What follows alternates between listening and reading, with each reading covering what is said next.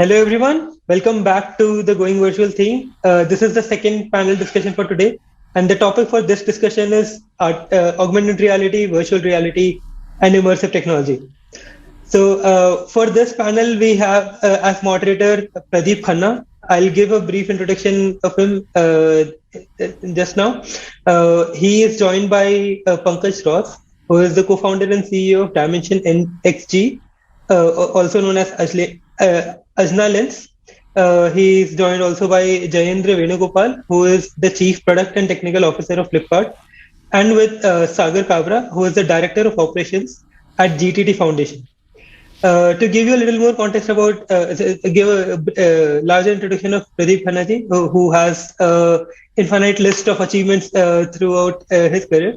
So Pradeep Khanna is the Executive Director, Asia Pacific of the AR/VR Association, where he is also the Sydney Chapter President and Global Co-Chair for Education.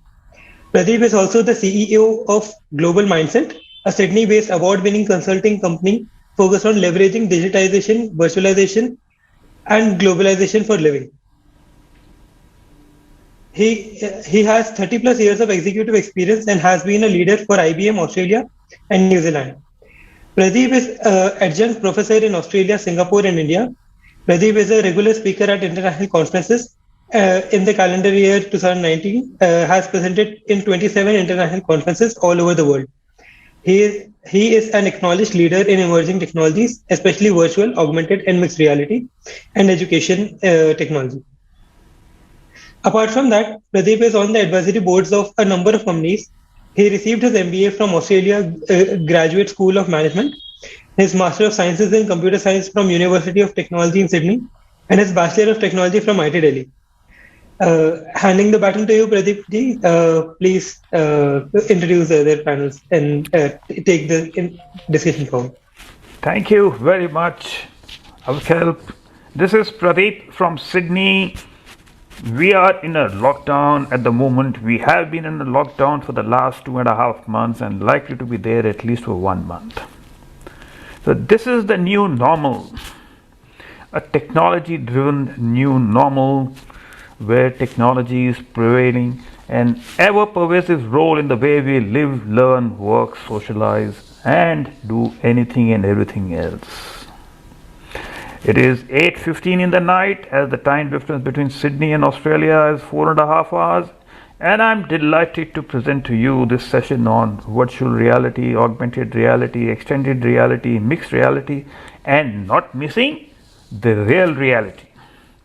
Let me introduce my speakers today. First and foremost, we've got a gentleman by the name of Pankaj Roth.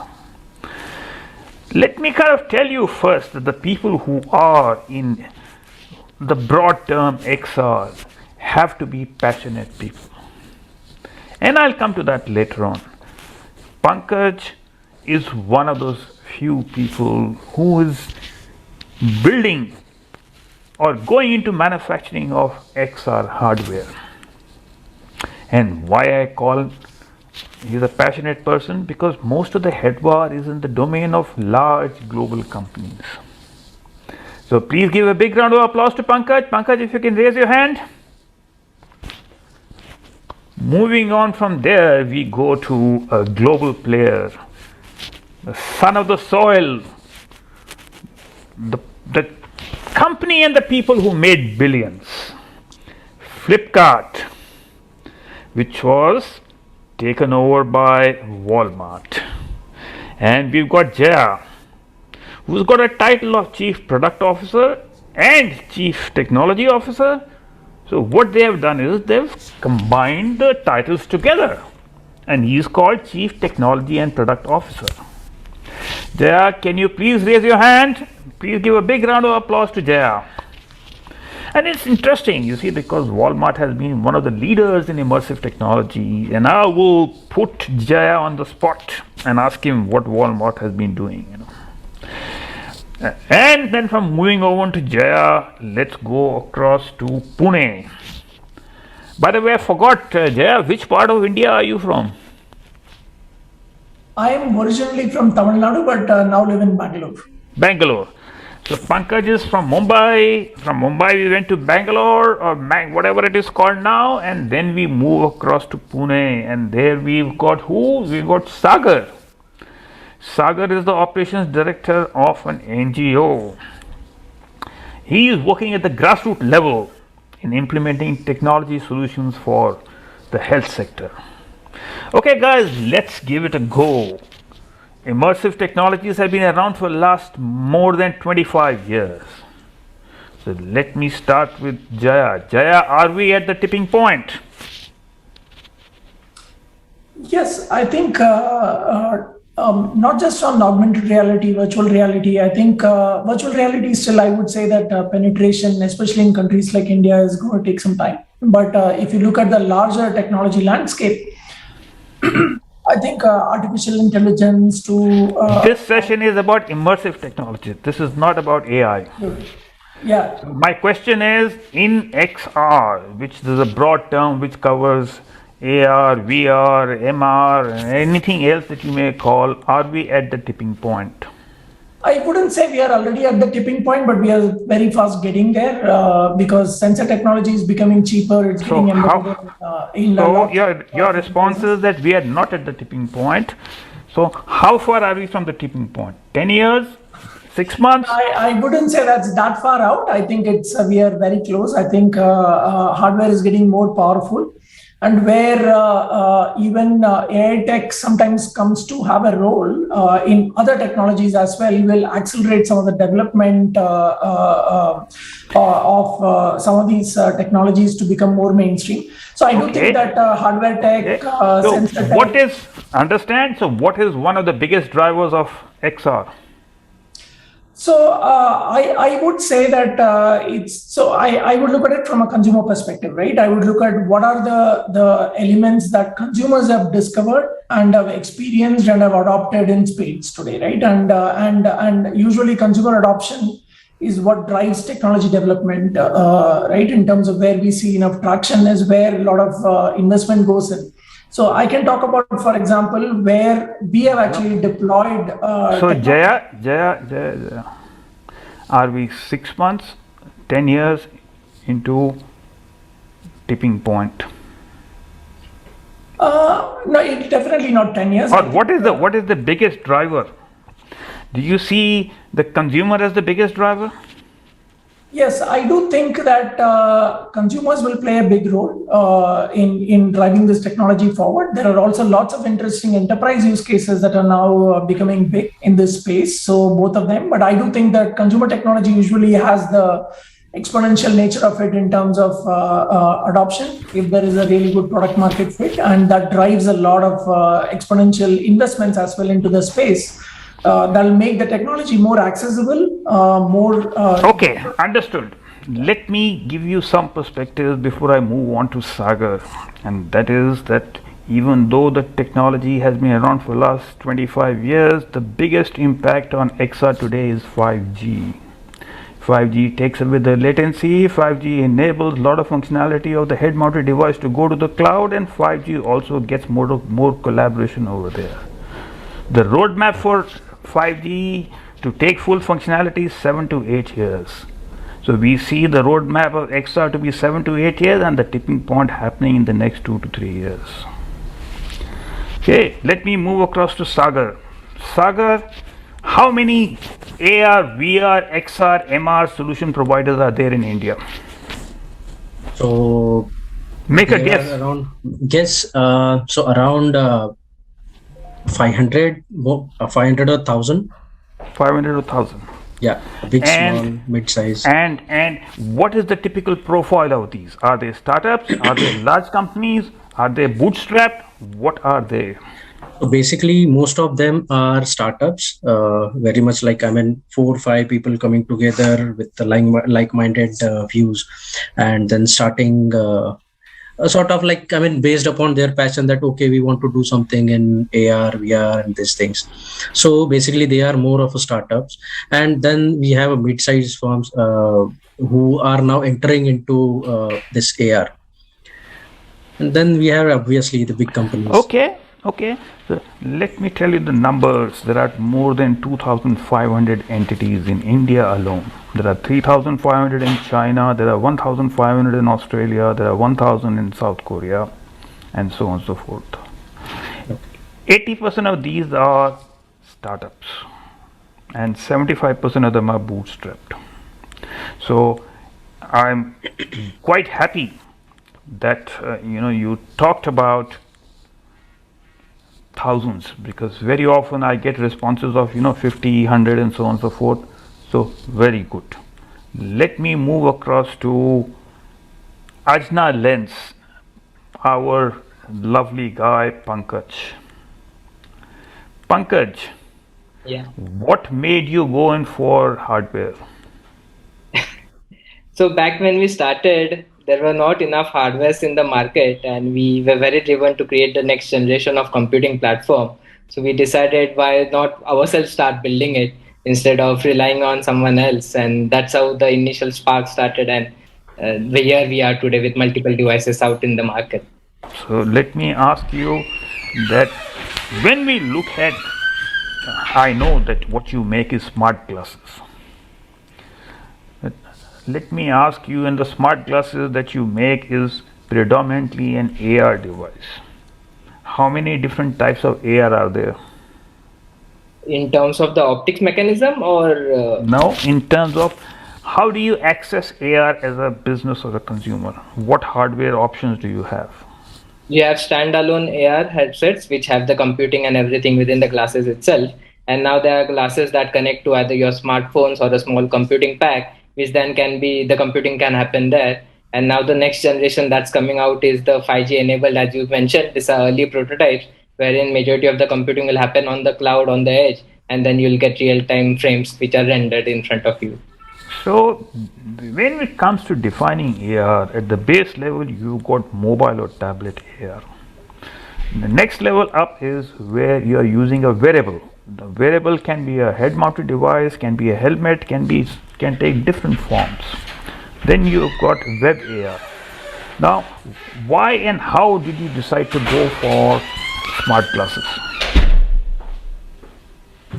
It was a vision to create the next computing platform within India. I personally felt, based on my journey, I went to UK, studied there, did a lot of things there, which I recognize that there is a lot of Indian talent which is moving out of the country and doing a lot of value addition there.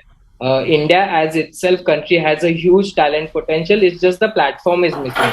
If you look back, there is no company within India that has been really successful or is very big within the hardware space. So with that vision, we thought why not do it this year. Understand, but did you have the technology to develop? No, so smart the glass? early prototypes were just a display, and there was a reflection mirror back then, and we slowly progressed on over the journey. The entire game was to be resourceful as possible. So, do you also know? You also must be aware that Google launched smart glasses as a consumer device way back in 2015, and they had to scrap it because Yes, it failed miserably. True. So, the question is, do you think are we ready with smart glasses at this particular point in time? The defense is ready, the enterprise is just getting ready, and then consumer market probably within the next 4 to 5 years. Okay, I will come back to you. Let me go across to Jaya. Jaya, what is Flipkart doing in immersive technologies? Are you leveraging the work which Walmart has done? We don't work directly with Walmart on some of these technologies. While we do exchange thoughts and work with some of their innovation labs, and I know that Walmart has done some interesting work on engaging in-store shoppers using augmented reality and adding some element of social and fun and product discovery into the buying experience.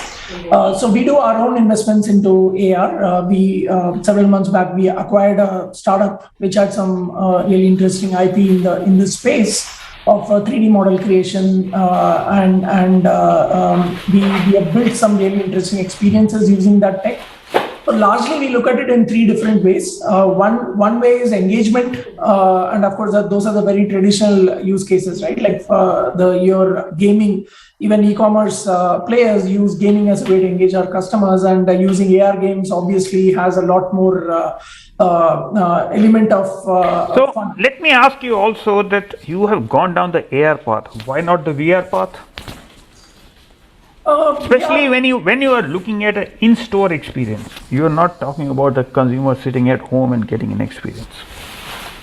So when we do not run many stores in the country. We are a pure play e-commerce Online. We are a pure play online platform. We do, of course, have a subsidiary Myntra, which does have some brand stores, but they are more experience stores, and we don't think of them as a primary sales channel. So that's why we have not actually invested as much in VR. Our focus has been on AR, and eventually, I'm sure. So your focus has been on online retail and on B2C, and essentially by enabling people to see digital objects of what they want to buy. Would that be a good summary?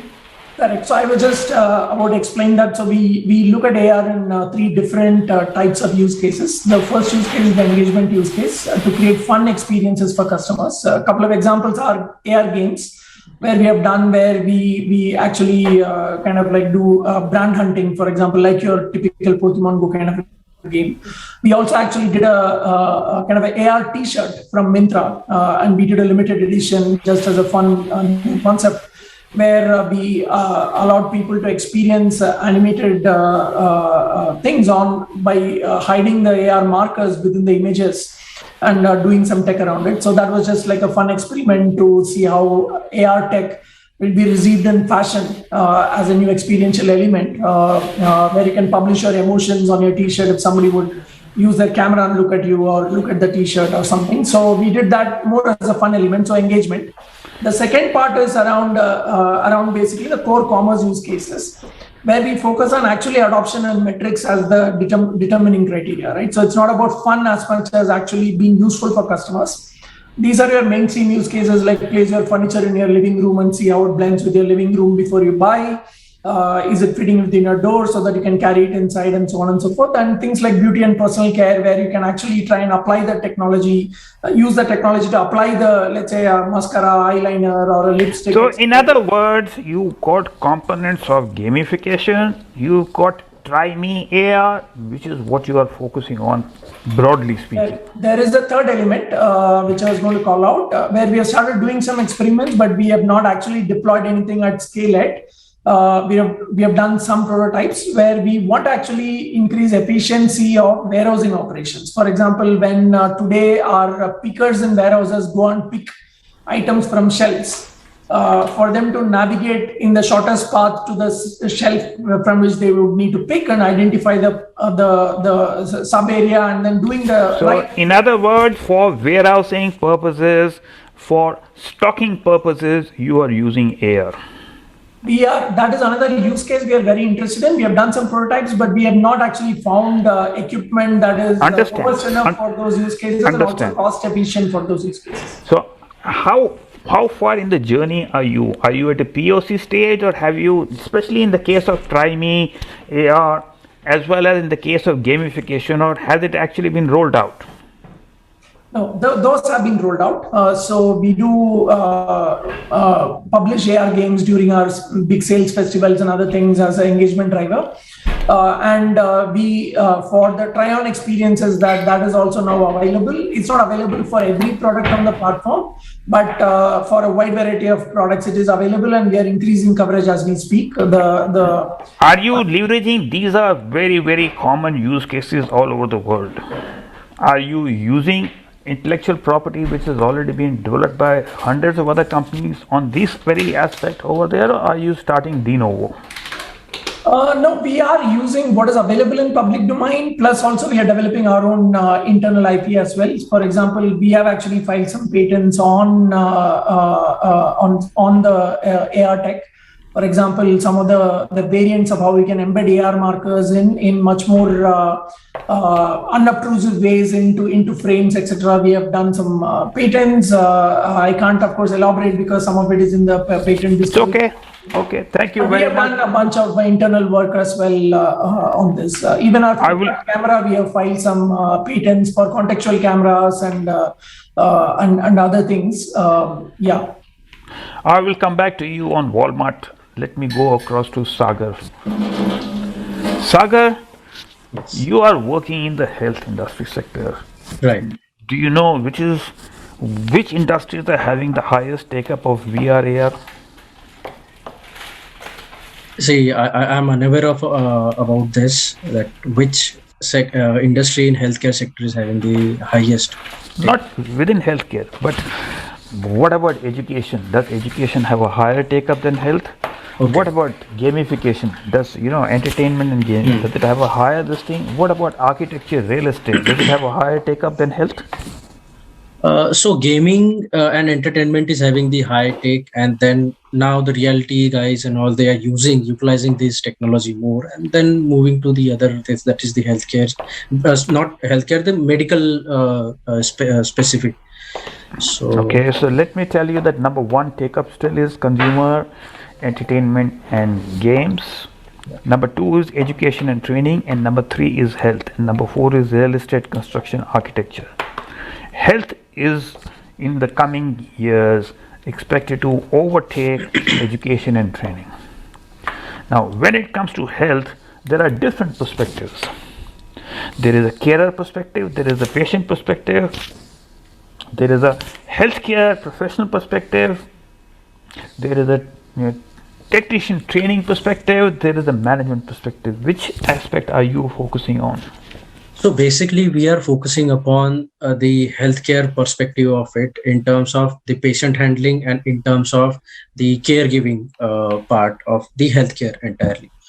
The reason why we are focusing on this is because we are more concerned about, during COVID, we all saw that we have less number of doctors as compared to the Asha Sevikas or the grassroots level healthcare workers. They are more trained into, or their main objective is midwifery and all. So understand. So what you are focusing on is health professionals, and what you are doing is you are getting them trained up. Yes. Would that be correct? Yeah, absolutely. Yes. So how are you getting that done? Yes. So see, we are a pilot what we run in collaboration with the Zilla Parishad of Pune.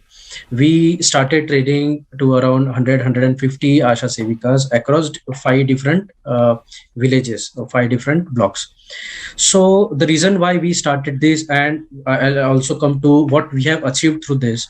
So the reason why we started this is because these community level, when India was on the very peak of its COVID and it was entering into the community, there were around 20 to 25 lakh healthcare professionals who were not trained, and this is a big number as compared to the people who are getting COVID, affected by COVID, and the service which should be provided to them.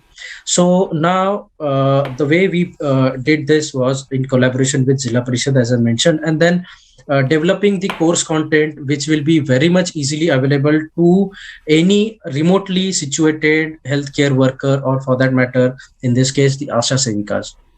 So how are you delivering this content, and where does AR come into play?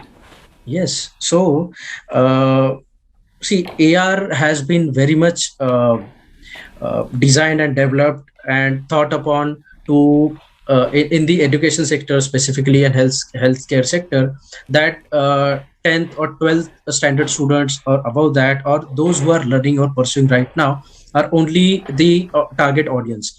But for us, we decided that let's create a simplified version of AR, or let's create a blended model of online and offline learning, wherein we will be creating a course which will have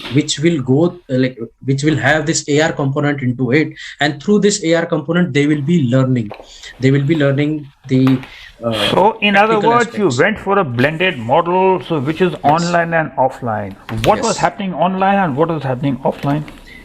Yes. So the model was that 5 days they will be completely doing the online course, and on the sixth day they will be coming and they'll be solving the queries in terms of what they are unable to understand, because there are certain practical implications. So on online, what we did, we had defined designed a module in a way that there will be the introduction of human body structure, function, then So medical understand. responses. So let me kind of ask you that Yes. you were delivering the content online, which Yes. the people in the villages or the health professionals were accessing it Yes. on their mobile phone, so on their smartphone in the Yes. villages.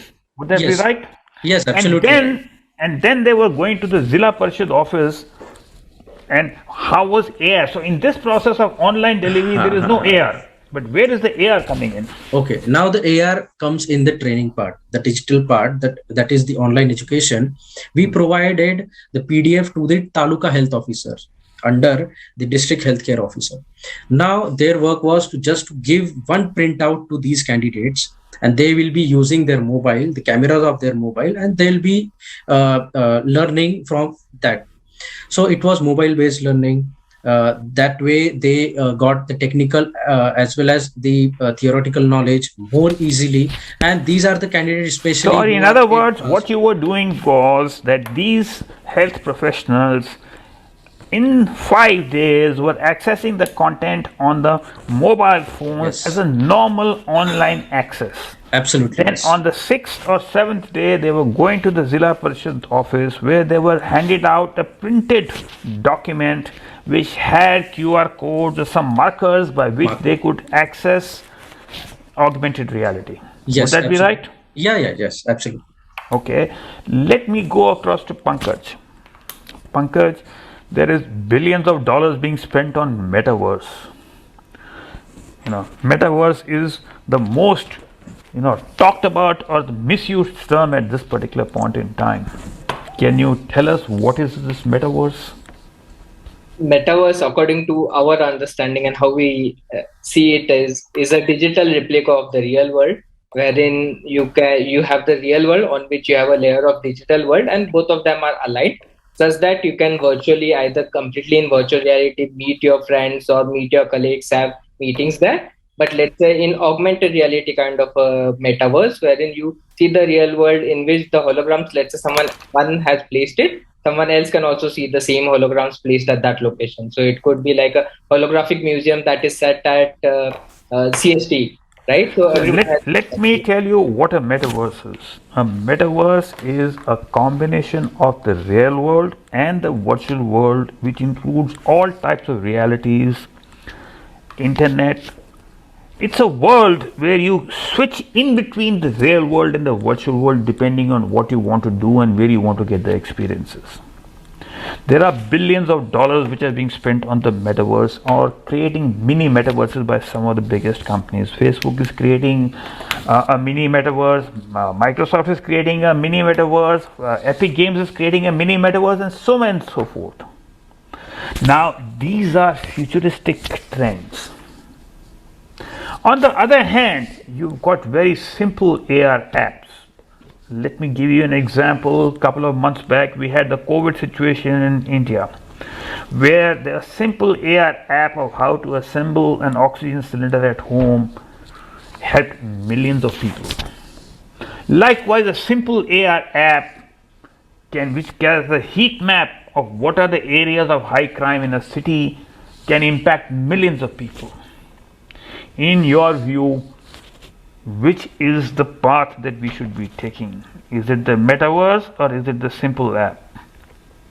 As I think you said it or you mentioned it correctly, metaverse is future. Currently, the simple apps is something that will probably take dominance over the next year or so. And metaverse, I think within next 2 to 3 years will have such a big impact that even the small apps will become a part of the entire metaverse.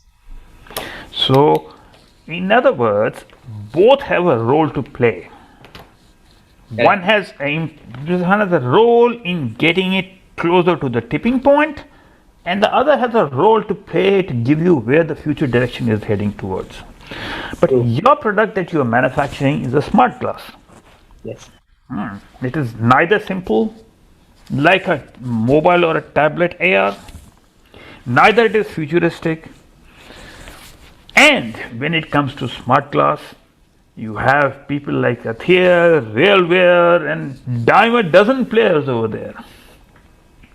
How do you see yourself competing against them?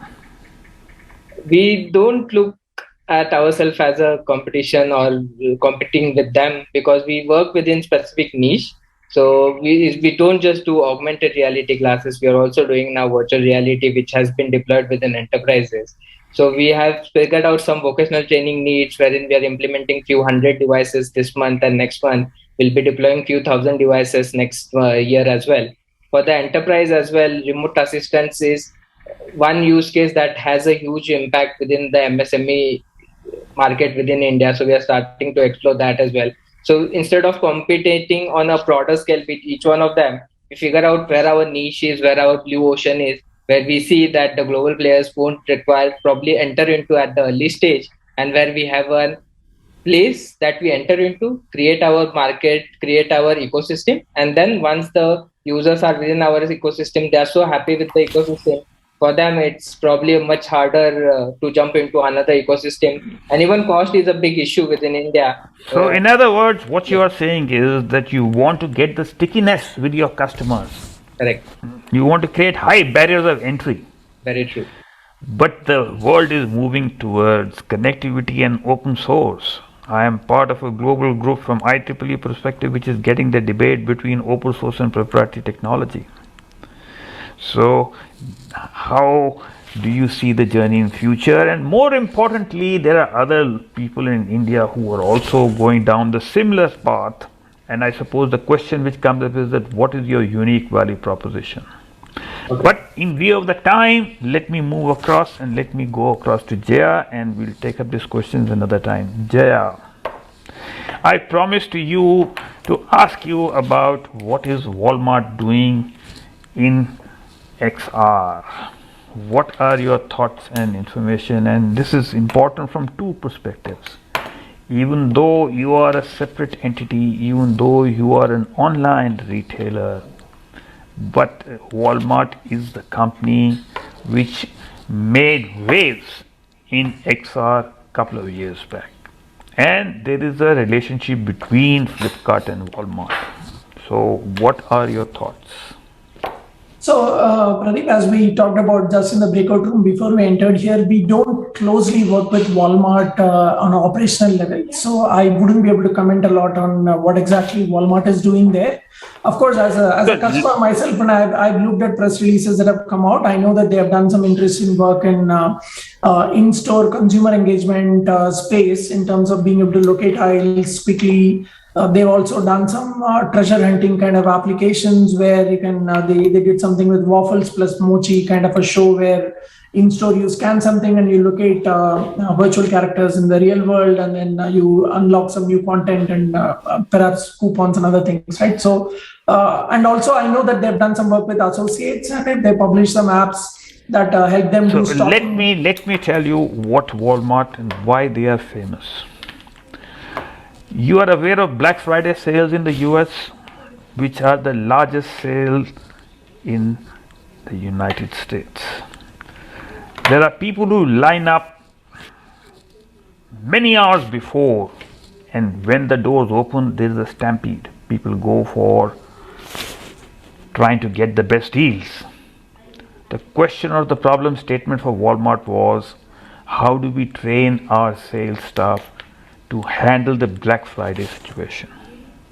So the first time Walmart entered into XR market was for training people, their sales staff, how to handle Black Friday sales, and they used virtual reality.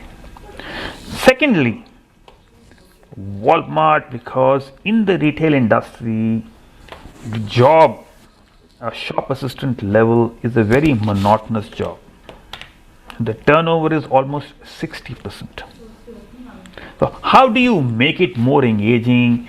How do you get, so now across the board, Walmart was the first company which invested into 20,000 head-mounted devices to have an entire range of training activities taken up across. Thirdly, the store stocking option that you are talking about is now very, very widely used both within Walmart, Amazon, and most of the major distribution centers. But it is good to see that yes, you have clearly realized the difference in terms of you being an online retailer and building up communities. But the question that I would have is in TryMe AR, which is you have a mirror solution, you have a web solution where if you want to buy a pair of you got Snapchat, you got so many different solutions. How do you see yourself differentiating from all of these and creating a unique community?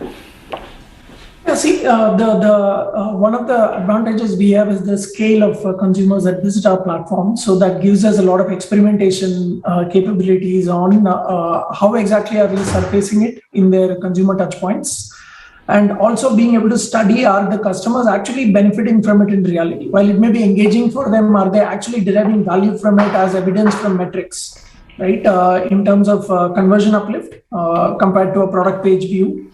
And even that is only a one level metric, right? The other metric is our returns decreasing. For example, if consumers are finding products that actually truly fit what they need, then we should actually see returns decreasing, right? And because we have that positive feedback loop in place at scale, where on an everyday basis, we have tens of millions of consumers visiting our platform and using these technologies and trying them out, we do a lot of micro experimentation, including technology iteration, to improve the level of accuracy, level of usability, discovery of these features on the platform, and ultimately the usefulness of it to customers.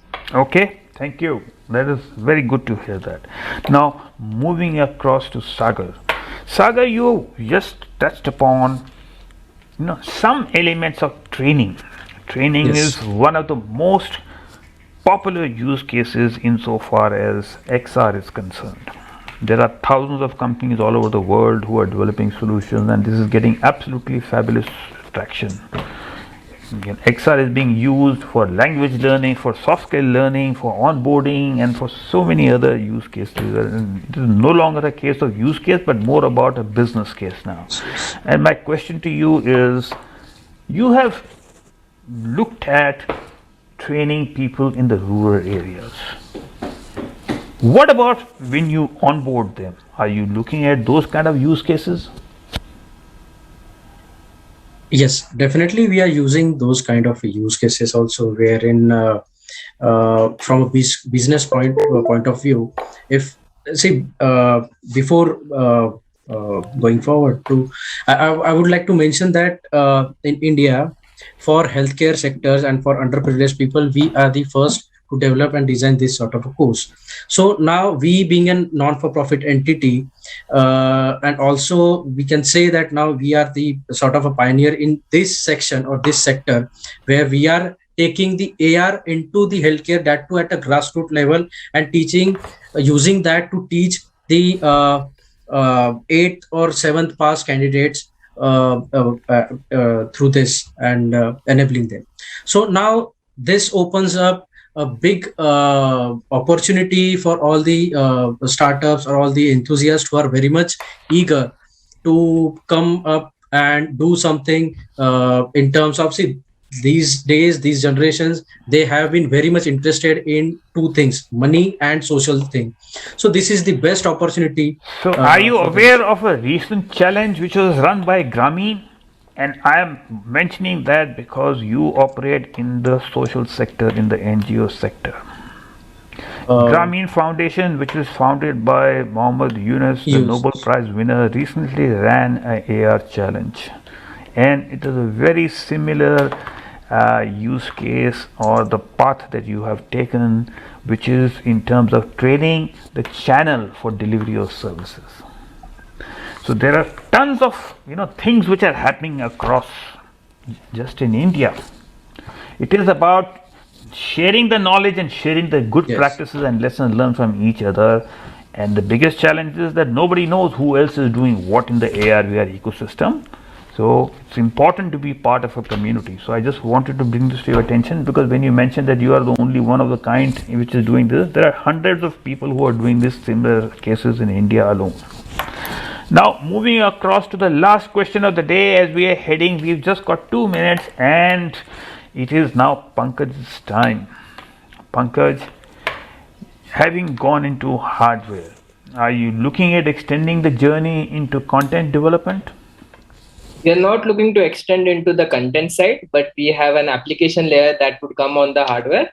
So that will help do the basic fundamentals such as remote assistance, creating guided assembly, repair, maintenance instructions using drag and drop. So as an enterprise or an end user, you don't have to go through the learning curve going through Unity or Unreal, but it's just the basic drag and drop so that you can create industry useful, industry impactful solutions using that.